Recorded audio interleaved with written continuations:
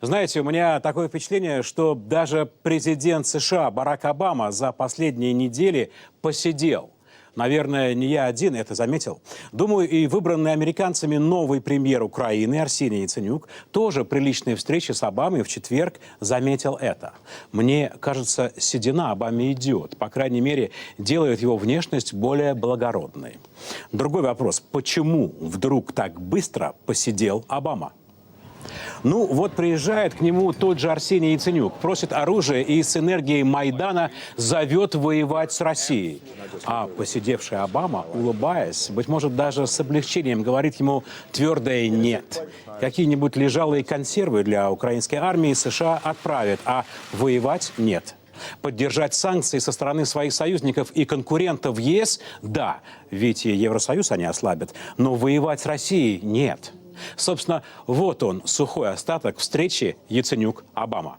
Ранее американцы сказали, что замораживают подготовку встречи лидеров стран Большой Восьмерки в Сочи, что планировалось на июнь. Мол, бойкот России, не о чем с ней разговаривать.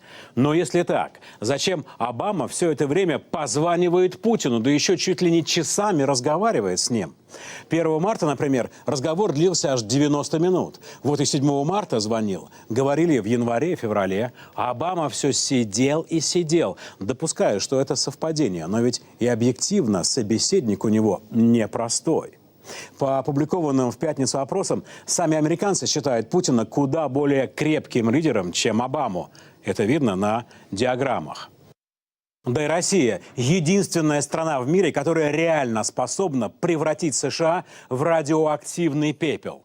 И уж не знаю, совпадение ли, но вот позвонил Обама Путину 21 января. Наверное, опять пытался как-то давить. А на следующий день, буквально 22 января, в официальном печатном органе правительства России появляется статья, где вполне доходчиво разжевывается, как работает наша система гарантированного ядерного возмездия «Периметр». В США ее прозвали «Dead Hand» – «Мертвая рука».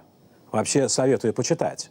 Суть в том, что даже если люди во всех наших командных пунктах после вражеской атомной атаки замолчат, неуязвимая система автоматически отправит в полет наши стратегические ракеты из шахт и из подводных лодок в правильном направлении. Найдите сами, это публикация на сайте российской газеты от 22 января. Крайне интересно. Система «Периметр» в поиске. С тех пор Обама стал звонить Путину чаще, а сидеть больше. Случайность? Так или иначе, а прямого боестолкновения Обама с Россией не хочет. Тем временем главы наших дипломатий Сергей Лавров и Джон Керри